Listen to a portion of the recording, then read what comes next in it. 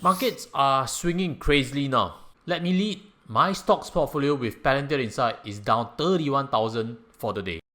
I know. That's why we have this discussion today on 7 things not to do to protect yourself, your investments in this market crash. It starts with this. Don't panic sell. Sometimes we are our own worst enemies. And I've seen many new investors already throwing in the towel. For some reason, this 10% drop was not within their expectation. And they have lost money and they've never felt so much pain before. But panic selling is just a very natural reaction because you want to avoid that pain already, right? This pain appears to go away the moment you close your position and realize that loss. But let's illustrate what happens. If, for example, you cut losses now, lose 20%, and instead learn the lesson and park it into fixed deposit at 2%, do you realize how long it will take for you to recover back your capital? 2% fixed deposit for 1 year to recover 20%? That is 10 years. 10 long years.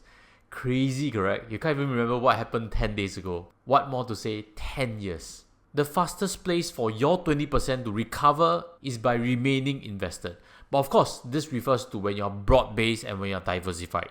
If you own a particular stock, there is no guarantee that it will recover. But if you're diversified and broad-based, for example, you own the global index, then it is a matter of time before it recovers. The question is not if, but when. If you're looking to invest right now and buy Singapore Index, US S&P 500, or even the World Index, check out MOOMOO. MOOMOO even allows you to set up regular savings plan.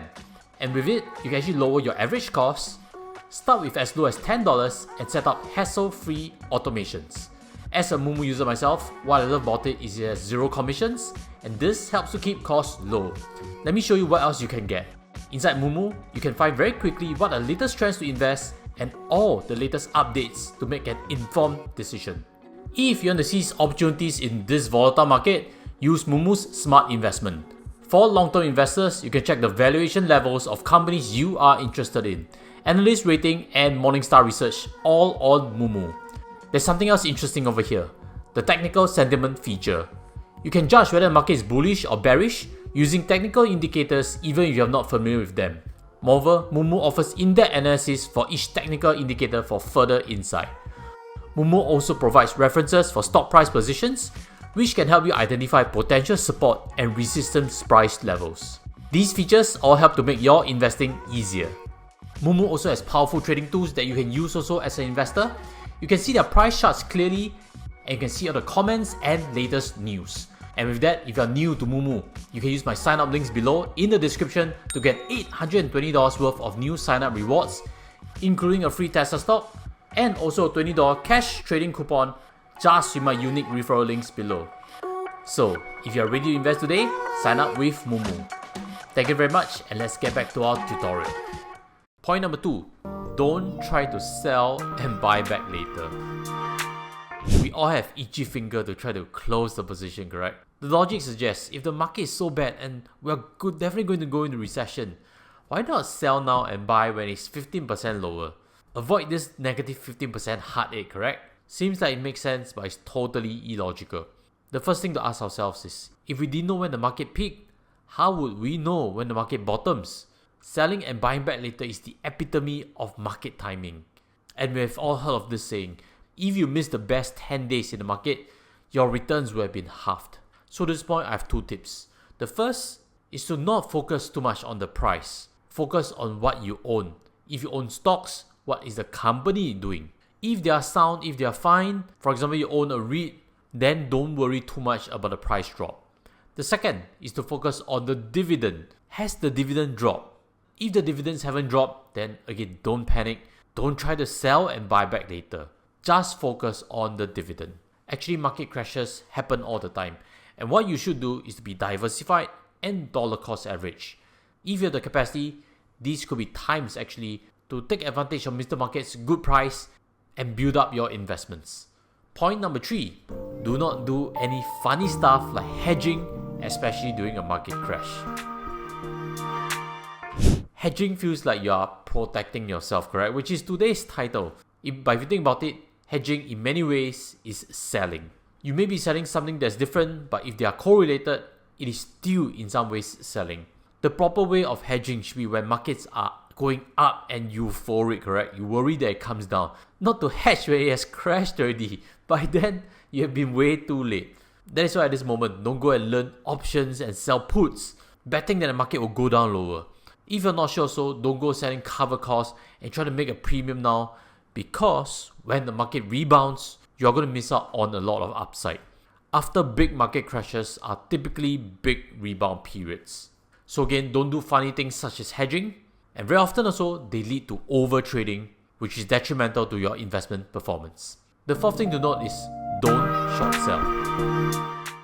This is unless you are very experienced in the market and you have a trading strategy. I feel don't short sell applies for the masses, because if you're not familiar, short selling can lead to infinite losses. And in particular, when this kind of volatile periods hit, market rebounds can be equally, if not more violent than the crash itself. In the coming days ahead, you may hear of people bragging to you that they are making money short selling the market when it crashed.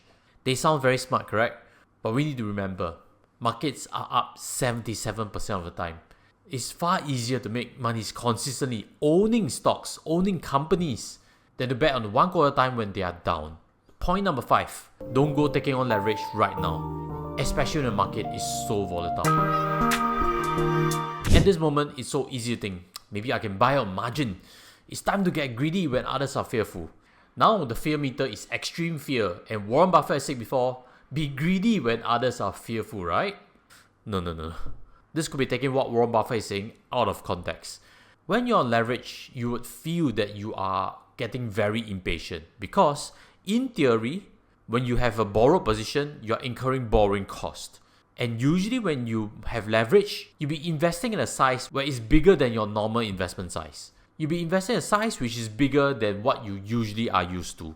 That means also, if you happen to be wrong, you will quickly have all the doubts of cutting losses coming to your mind. Now let's simulate this with a $50,000 investment. With a 20% drop, that's a $10,000 loss, correct? So the idea is, if you buy with leverage $50,000 more and try to average in, by then now your total investment is $100,000. And assuming the market drops an additional 10% from this point, take a guess, how much is your total loss? The answer? Minus $24,000. And deep down, you know your capital is only $50,000 because you borrowed $50,000. Do you realize now the portfolio is halfway wiped out already? That's why I think for the masses, avoiding leverage is actually the better advice.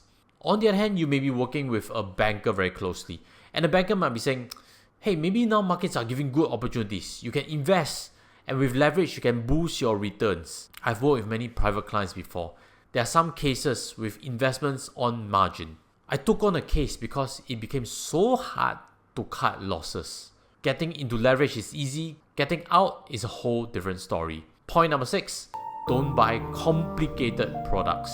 I actually wanted to say don't buy things that you don't understand, but sometimes you just need more time, and sometimes you can actually rely on a trusted professional or platform to find you products.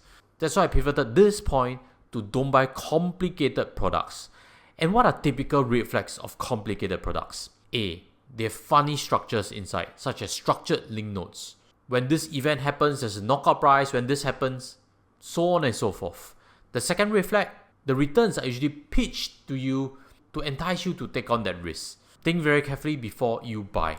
So far, we've gone through 6 points already, and let me do a quick recap. The first, don't panic sell. The second, don't try to sell and buy back later. The third is don't do funny things such as hedging strategies during a market crash. The fourth is don't short sell. The fifth is don't take on leverage. The sixth is don't buy complicated products. And this leads to our point number 7, which is don't chase market bottoms. If you have bought something recently and it went down, you may be thinking of averaging down. In theory, that's correct, but it's how we execute and how we approach it. Market bottoms are very hard to call. And if you have a strategy such as, every 5% drop, I'm going to buy, you would realize in a quick market crash, you have fired out all your cash and acquired a position so fast and so big that it's going to make you feel uncomfortable. Once you're in the market, then you become on the other side of the fence. When is the market recovering? I used to think it was an opportunity, but now it's went even lower. My perspective of the market is now from greed to a total fear. Once you realize that nobody can predict the market, bottom especially, you would be a lot more relaxed in accepting that sometimes after you buy, it still goes down, and for a long period some more. That's why I'll recommend buy with consistent periods, which again links to dollar cost averaging.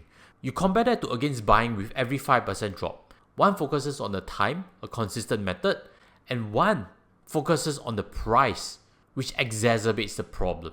I can speak from the heart because I did that in my university days. I remember even plotting down what I was going to execute, and when it came crashing down, after a few rounds, I kind of chickened out. Don't know if you have such an experience or not, as always, leave in the comment sections. And if you enjoyed this episode, smash the like, smash the subscribe. I'm filming this late at night, trying to help you become a better investor. And with that, I have 2 further videos to recommend to you. The first is this story of someone who has lost $500,000+. Check it out, and if you've seen it already, check out this, which is why we shouldn't try to sell everything and try to buy back in future. And hopefully it can help you too. Take care as always, goodbye.